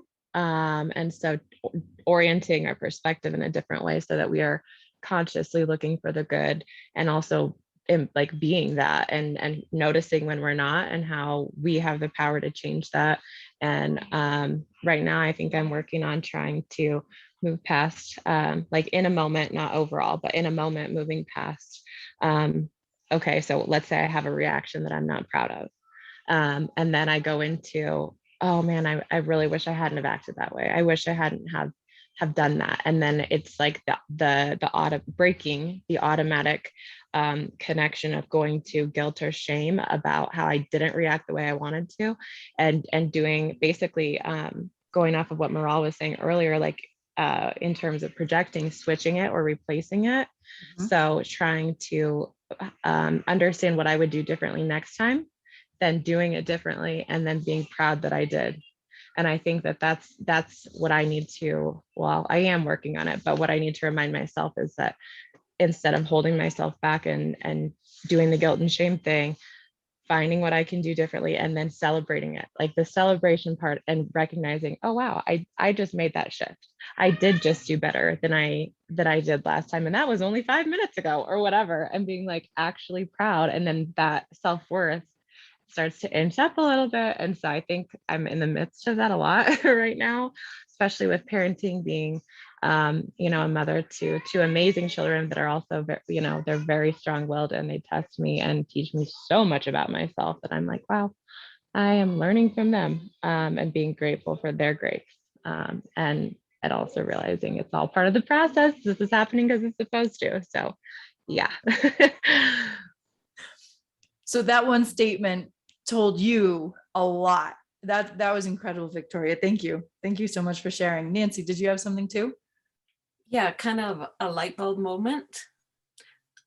If our human brain sees the first letter and the last letter, we only need to know where we are and where we want to go, and all the rest will happen. Does that make sense? Perfect. Perfect. Yeah. So starting point, end result. You don't need to know the in between in order to get to the end result. You don't need to know all of you don't have to have all of the letters in the right order in order to be able to read the word. You need the first letter and the last letter in place. So Victoria, your insight to that was huge, and I loved it. I absolutely loved it. And Nancy, yours is the straightforward, you know, what does this mean? It's that We need a start point and we need an end result that we're directed towards. We don't need to know the how. If you're a follower of Mike Dooley, you understand the cursed hows. That's what he says every time he says how. The cursed hows. I love it. You don't need to know how. You don't need to know how you're going to get there. You simply need to know that you want to get there. That is the only prerequisite. The want is the only prerequisite to get you there. Go ahead, Merle. Yeah, I love that. I've heard it called the messy middle. And like the cocoon, the butterflies in there, there's a time, or the caterpillars in there, and there's a time where it's neither a butterfly or a caterpillar. It's just goo. And then it forms. And when you said that your dream is at a higher frequency than you are now, it was just like this whole cathartic realization. I was like, yeah, duh. And I just got that. So thank you for saying that. I put that at the very top of my notes in caps because I was like, oh, wow. And that can be viewed as as a simple realization, and not like, oh, I have to strive for it, but like, oh, okay. It's just like turning up the volume knob, and there's some play to create to get there. I've been playing with switching out the word work with play. So I am playing every day and every moment to vibrate at the frequency of my dream. And I love that. Got that. Beautiful. Beautiful. All right. So suspending the how. I just heard recently that the how is the universe's domain. Don't play with the how. The how is the universe's domain. Okay. So far we covered the quality of our life is determined by the quality of questions we're willing to ask. We covered the results formula. To change our results, we need to change our thinking. We can design results in the 4 domains. When we know the beginning and the end, we can suspend knowing the how in the middle. Okay. So now testing for your dream. And now this was, I think it was Kelly who said she has a plethora of opportunity and doesn't know which one to choose. This is a fantastic test to decide which one of the opportunities is the best foot forward. Okay. Now remember, again, you've got your end result in mind. It doesn't matter how you get there. So you truly could there is no wrong decision. You could take any one of the paths forward and you'll still end up at your end result, as long as you're willing to follow the results formula. Okay. But choose the best path forward for you. First question to ask yourself, does this opportunity give me life? Does this dream, does this goal give me life? Does it make me excited? Does it light me up? Do I feel a visceral reaction when I think about it? Does it align with my core values? Now, if you don't know your core values, there's a fantastic, just type in core value assessment in Google and you're going to get any number of core value assessments. There's one I particularly love. And if you're interested, I can email it to you later. But if you don't know your core values, get to know them, because that is who you are. And that is the very, very best way to make any decision is, does this align with my core values? Does it cause me to grow?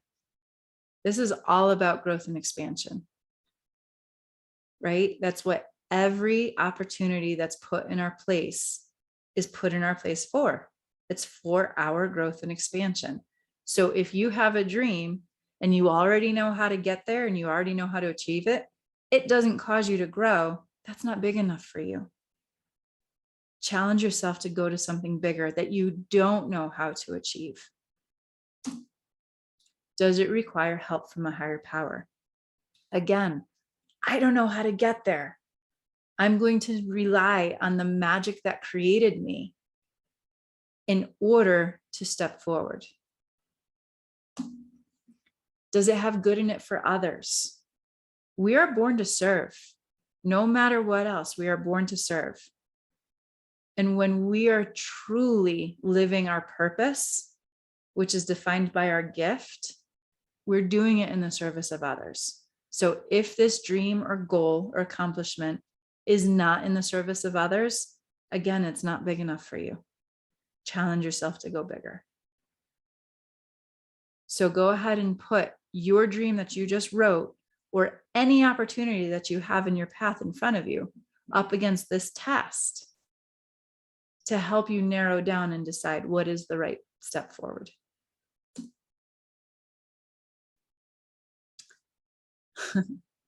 So I have a particular affinity for Bob Proctor, and one of his big things is this next word.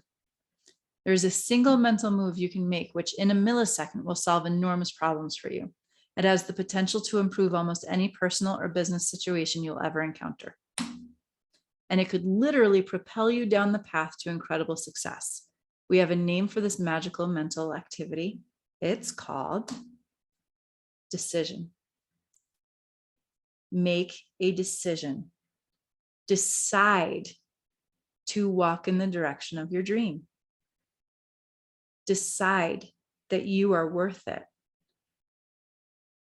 Decide that you will honor the gift that has been given to you. Make the decision. So that's a story, and we're actually running low on time, so I'm not going to jump into that story. But to have our dream, we must be willing to sign our name to the thing and take action in the absence of knowing all of the steps. Okay, you have to be willing to sign your name in order for your check to get cashed. If you're not willing to claim it, if you're not willing to own it, if you're not willing to sign your name, the bank will not cash your check. The bank of the universe will not cash your check.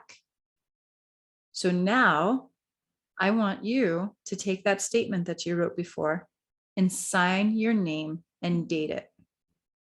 Today is August 7th, 2021. Sign your name to it and date it. I am deciding in the direction of my dream. I am deciding for my dream in this moment. Okay.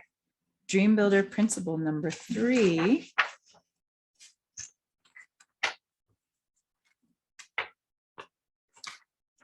Befriending your fear.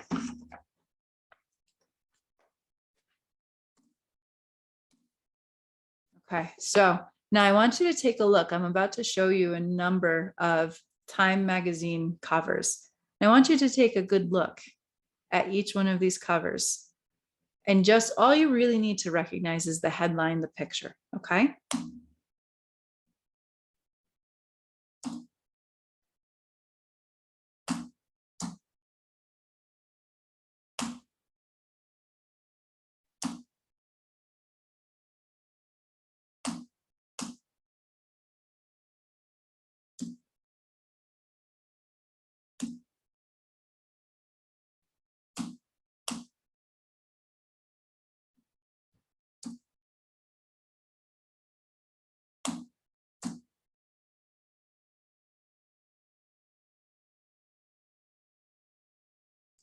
Now, taking a look at every single one of those covers, anybody have a guess the decade that all of these Time magazine covers have in common?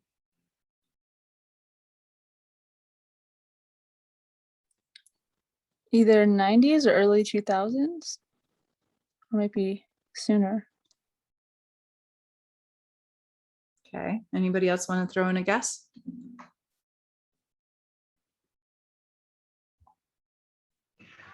I was Earlier. thinking, Go ahead. earlier, I was thinking like 2000 to 2010. Okay, I'm thinking 1940s or 50s. okay, I was gonna say the 70s. okay. All right, so you've each registered a guess and you've each picked a different decade. Think about that for a moment. One of you is right, but you are all right in that every single one of these headlines applies to every decade over at least the past century, if not more.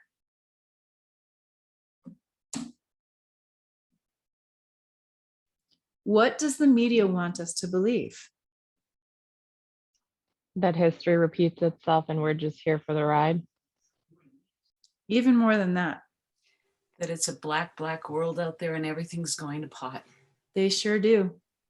Yeah, fear and division are the two words that came through for me for all of those. Absolutely. It's all about fear.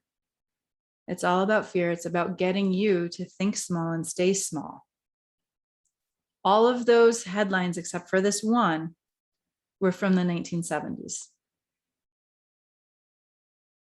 Yet they could have applied to any one of those decades that you mentioned. Does that mean that's all that was going on in those decades? No. No. If we read the headlines, and that's where we're getting our information from, then yeah, we're going to believe that this world is doomed, that there is no hope for this world.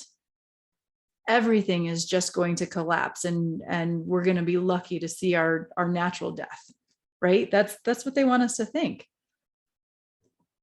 But we've already seen that we get to choose how to perceive something. We get to choose how we see things.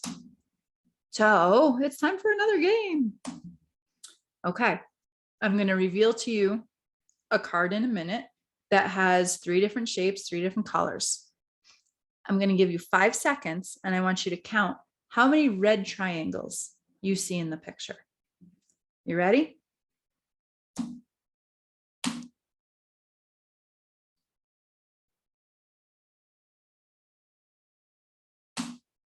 Okay, now somebody tell me, how many green circles did you see? 0. One, maybe. Now, why is that? You find what Focus. you look for. Yeah, so if you've been looking for red triangles this whole time, then that's what you're going to see is red triangles. If you've been looking for lack, if you've been looking for fear, if you've been looking for anything, any obstacles in your way, then that's what you've been seeing. But you have the opportunity to look for green circles instead. You have the chance to look for opportunities. It is available to you to see other than what's being put in your face. Go ahead, Victoria. It's just so funny because right after the first test or the first little game, when we were counting the red triangles, I got 11 because I was looking for red triangles. But right after that, I was like, I wonder if they're all the same. And I just checked and they are all 11, which is so perfect for so many reasons. There's so much like depth and symbolism there. This is awesome. Thank you. You're welcome. You're welcome. So I want to know from you ladies, throughout this process, throughout this workshop so far, how many of you have heard from your fear voice as I'm talking? Even if it's just once, how many of you have heard your fear voice speak up and say, oh no, this can't be right, or oh no, this doesn't apply to you. This isn't going to work for you. This is for other people. Yes, I have that old thought kind of lingers, you know, be happy where you are. Don't have high expectations. Just use it up, make it do or do without. It's important to recognize that that voice is a fear voice, and fear is really good at disguising itself as practicality and disguising itself as logic, disguising itself as being responsible. The other part of that is if you don't expect anything, you'll never be disappointed. So it is from the fear of disappointment. Yeah. And think of where that came from. Mommy, daddy, I want, no, you can't have. that hurts. That crushes you. Now, look, I'm not saying that as a parent, you should be giving your child everything they ask for. Okay. And that's a whole nother, I mean, we could have a whole nother 2 hours on that. But also recognize that the answers you choose to use when your child says, I want, is going to define how they decide to want for the rest of their lives. And if they're afraid of being disappointed, they're not going, because their brain doesn't want it, their brain won't allow it. They're not going to challenge themselves to want when they're older because they're going to be afraid of being disappointed. So it's up to us first as parents to learn how to work with that. But also it's up to us as our individual person who lived under that to learn how to reprogram our mind so that we're not afraid of disappointment anymore. Okay. Look for green circles, not red triangles. Look for the opportunity in the situation, the opportunity in the experience, rather than the obstacle. There was a really great thing I wanted to read you. Oh, here we go. So in our brains, there's a section called the reticular activating system. The job of that system is to mediate our overall level of consciousness or awareness. And in other words, the reticular activating system's job is to bring into our awareness what it is we are looking for and filter out of our awareness what we're not looking for. So our brain is already designed to filter what comes into it based upon what we decide to look for. So make a decision now. Make a decision to start looking for the opportunities to get you to your dream rather than the obstacles that are standing in your way. Okay, so as part of this voice, we're going to skip Judy's story. Here we go. Oh, no, we just did that one. Okay, failure.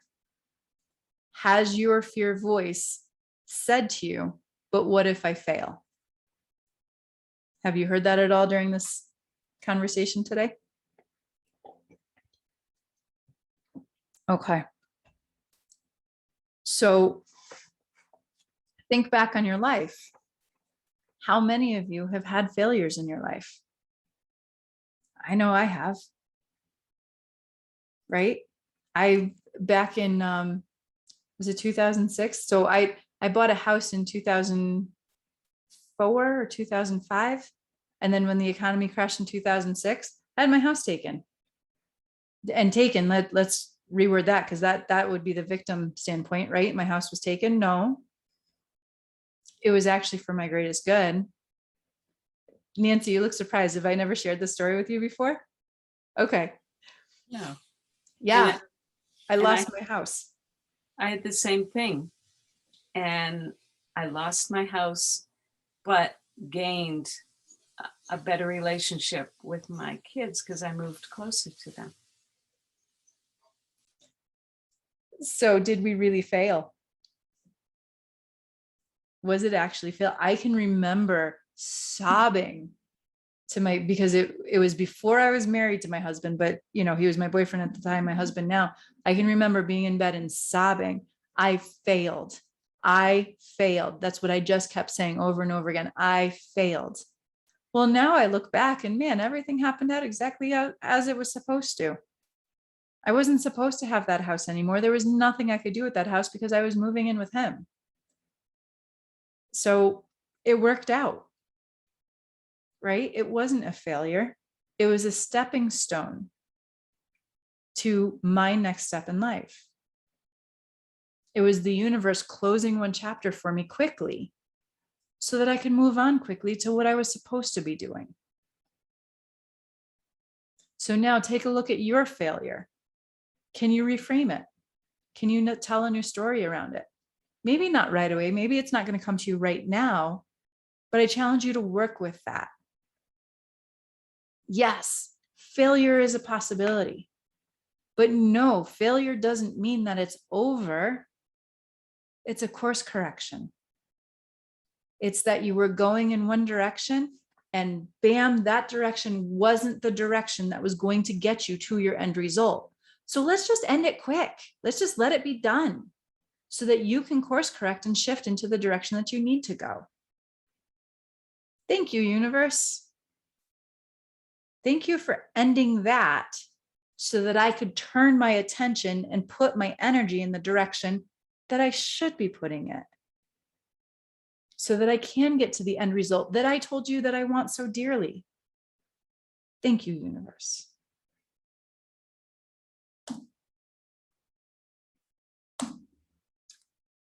So great dream builders are willing to fail and rise again. I'm gonna move something around here. Okay, so Oprah Winfrey, fired by TV executives because she was not fit for TV. Let's just laugh at that one for a minute. These are great failures in the world, by the way. Steven Spielberg, rejected from USC Film School 3 times. J.K. Rowling, I think probably by now everybody knows her story, but first Harry Potter novel rejected by publishers 12 times.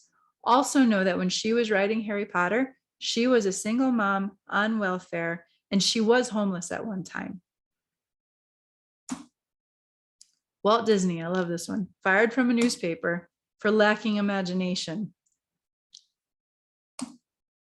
Bruce Springsteen, fired from his first band because he couldn't sing. Now, okay, does Bruce Springsteen have a beautiful voice? No, probably not. Didn't stop him.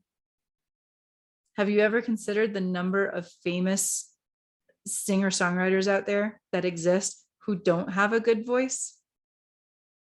Blows my mind when I'm actually sitting back and listening to the quality of their voice and knowing who they've become in the world of music. Henry Ford failed at 3 businesses before starting Ford Motor Company at age 53. Now, he's a fascinating dream builder.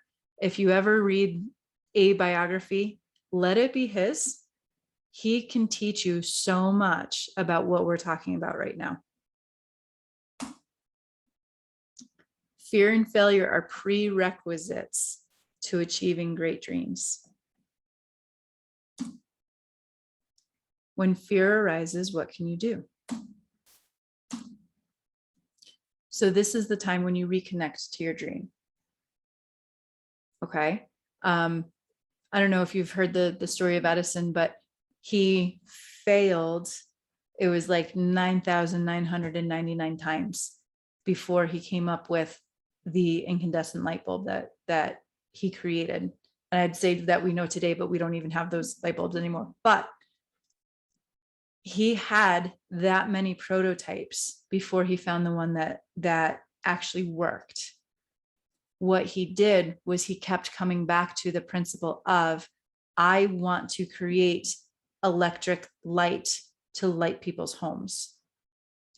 Reconnect to your dream. When you feel like the world is coming down on you, when you feel like you've got too much on your shoulders, when you feel like there are too many decisions to be made, or when you feel overwhelmed and like you can't get out of bed, go back to your vision statement that you wrote down and read it. Light your fire again. Now, under your vision statement, I want you to answer this question. What is one action I can take that would move me in the direction of my dream? One action I can take. This can be a small action. It can be a baby step. And notice it didn't say what are 10 actions. It said 1. Go do the one action. Take the one step. Because that one step is going to open your eyes up to the next step. And then that next step is going to open your eyes up to the next step. You don't need to know 10 or 20 steps ahead. You only need to know the first step or the next step.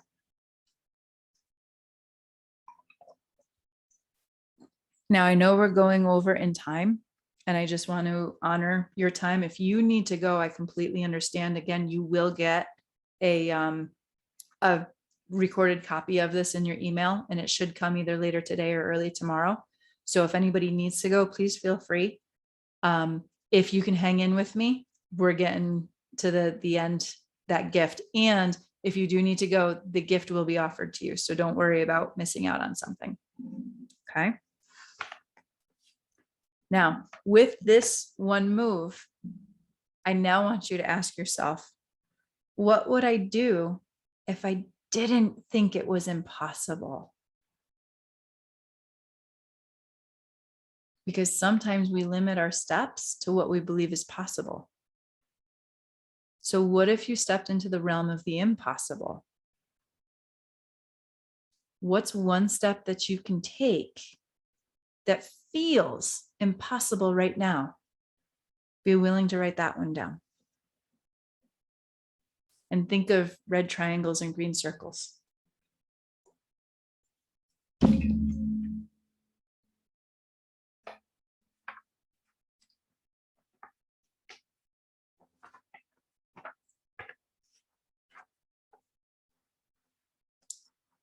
Remember that progress is more important than perfection.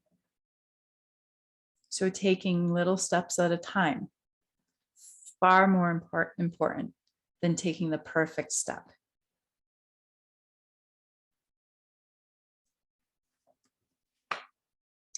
The choices and actions we take today are ultimately who we become tomorrow. Success is not one big sweeping motion. It is not one thing that you do that creates success. Success is a series of steps consistently taken in the direction of your dream.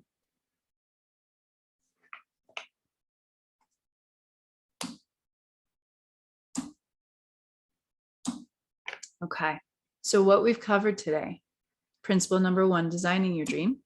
Number 2, deciding for your dream. Number 3, befriending your fear. My gift to you, I'm going to share with you before I get into the gift. I have one more story that I want to share with you. And this was the story that actually made me decide for my dream.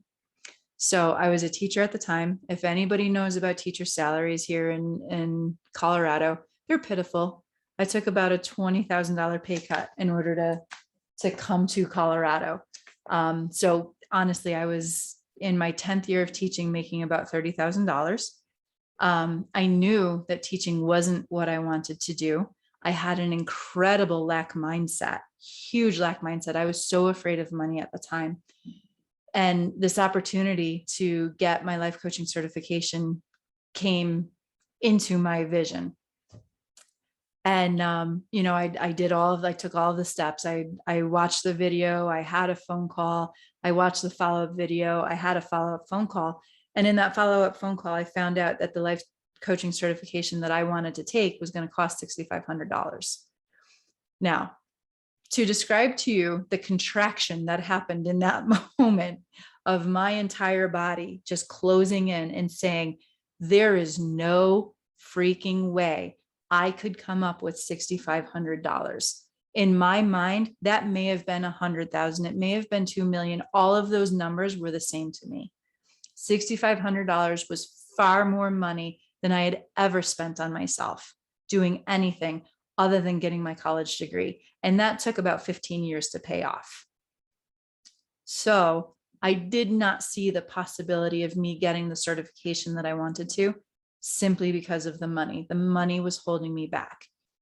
And I remember very clearly, I was talking to my husband and I'm wrestling with this because I wanted this. I wanted this so bad. And I didn't know. I was frustrated. I was angry. Why would the universe put this in my way if it was completely impossible for me to achieve? That one statement gave me that glimmer of hope. And so I kept talking about it and I kept on it. And I was talking with my husband. We were driving home from my sister's house one night. She lives on the other side of the city. And we were on Fountain. And I can remember just vomiting all of this information and how much I wanted to do this and how I could not see myself spending this amount of money on myself to make this thing happen, to get my certification. And my husband says to me, Courtney, you have been saying the same thing to me for 7 years. Shit or get off the pot. Now, this is my husband. If you don't know my husband, he is a straightforward, straight shooter kind of guy. That gave me at least the permission to say, okay, he's behind me if I spend this money, but it still didn't tell me how I was going to get the money. So that gave me just a little bit more permission, but it didn't help me make up my mind. So who did I turn to? I turned to my life coach, my aunt, Beth, and I called her up and I said, this is what's going on. This is the situation. How do I make this decision? What do I do? And she goes, Courtney, do you trust me? And I was like, that's a silly question. Of course I trust you. She goes, no, you really, you need to think about this. Do you trust me? And I said, yes, of course I trust you. She said, then I want you to do something. I want you to do this angel ceremony. Write down your question, put it in an envelope, set up an altar, put it on your on the altar. For 7 days, I want you to light a candle and meditate on the question. Don't try to find the answer, just meditate on the question. And then on the 7th day, burn the envelope and the answer will appear to you. Now, I'll be honest, this sounded ridiculous. I have a money issue. I need to figure out how to make an extra $6,500 in my life. And you're telling me to light a candle and set some paper on fire. It wasn't jiving with me, but I told her that I trusted her, and I do. And I did. And I said, okay, I'll do this. And so I got to work. I wrote down on my piece of paper, should I spend the $6,500 in order to get my life coaching certification? Put that question into an envelope, put the envelope on an altar that I created. And it was a white candle. So I lit my candle, and for 7 nights, I put a few minutes of meditation into that question. I did everything exactly how she wanted me to. On the 7th day, I remember I got home from work and I was so excited. I couldn't wait until the night. And I went up into my room and I grabbed my envelope and I run into the bathroom with my box of matches. And I take the envelope and okay, here comes my answer. I'm going to get my answer. I light the match on fire and I go to light the envelope and the match blows out. Well, that was weird. So I drop the match and I get another one and I light the match and I try to light the envelope and the match goes out. And now this is just a regular letter envelope with a regular notebook piece of paper in it, and it won't light. So I grab another match and I light it and it goes out again. 7 matches later, I still can't get this envelope to light. Now, I'll be honest, my Irish temper got the better of me and I was pissed. I was so mad that I couldn't get this envelope to light on fire. So here we are in January, cold as anything, probably snow on the ground. I go outside to our fire pit and now I'm a camper. I build myself a fire, not just matches. I built a fire. I took my envelope. And now, that if you've got an Irish temper, you know how it just like rises up in you. And I'm, all like Butch and okay, I am going to get this thing to burn. And I put that envelope in the fire with this kind of maniacal smile on my face, goes up in flames. And then I lean back and I go, shit. For 7 years, I have been lighting matches under my life. I need to light a fire.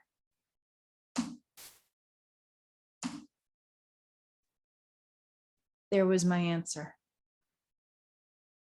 Of course, I would figure out the hows along the way. I needed to sign my name to my dream, and I needed to say yes to getting my life coaching certification. So I ask you, in what area of your life have you been lighting a match where you need to light a fire? And now my gift to you. Each one of you for showing up today, I'd like to offer you one completely complimentary session. Just you and me, one-on-one. where we can talk about anything that came up for you today. If you're willing to take me up on this gift, then all you need to do is put your cell phone number into the chat. Or if you don't want to do that, that's fine. At the end of the slideshow, you'll see my phone number. You can text me your cell phone number. I'll call you, I'll get you on my schedule, hopefully within the next week, so we can really jump on whatever it was that came up for you today. So that's my gift to you. Okay. Something else that I want to put out there for you, if you're interested, if all of this resonated with you, if you know right now that you are ready to light the fire, if you take me up on this right now, then you get this offer here. So Dream Builder is the coaching program that follows up to what we just went over. It takes everything that you learned today and blows it up 1,000,000%. It's a 12-week program. I'll be honest, I don't use this particular setup anymore. Everything now is digital. So you will get a hard copy workbook, but everything else is digital. So you can access the entire thing on your cell phone. You can access it on your computer. Makes it really, really easy. It goes with you wherever you go. Okay. This package is 1 meeting with me a week for 12 weeks, plus 16 audios, 15 meditations, and a workbook. And it's a very, very deep dive into where you are now and where you want to be, teaching you how to raise your frequency to get you there. I have seen massive, massive, massive shifts made in 12 weeks where people have been trying to make these shifts in years of their life. They're not able to. So I'm going to put this out to you. If you know this is the right next step for you, then you can jump on the offer that I have here. You've got a choice between doing a group program or doing it one-on-one with me. Okay. So if this is what you're looking for, then make sure that you somehow get me your cell phone number and say I'm in, and we'll discuss all of the everything that follows up. Now, I promise you, I'm not going to get into price right now just because it's relative, and I want you to really understand what you're getting. This is not $6,500. When I spent $6,500, I was doing it with the woman that you see there, Mary Morrissey. She was my coach, and I came out of it with a certification. Okay, so to do this with me, it is not $6,500. So I don't want anyone to get scared and take weeks like I did and have to go light fires and things like that. We'll light fires in other ways. Okay, so here are 2 ways to get in touch with me. You can send me an email, or faster, easier way is send me a text. If you want the consultation, then let's go for the consultation. Send me a text with your phone number and say consultation. If you're ready to be coached and you know this is your next step and you're ready to do it, then go ahead and send me the I am ready, and you get to jump on that cost savings that I shared with you earlier. Okay.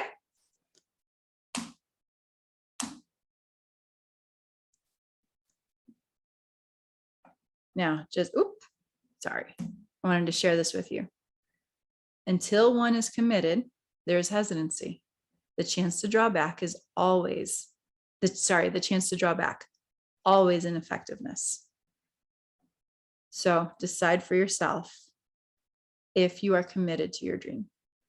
Okay, and there's all of my information. So now I'll give you a minute if you want to copy down any of that. And then I'm going to stop sharing, and I'm going to open this up to any discussion, questions, any share that you want.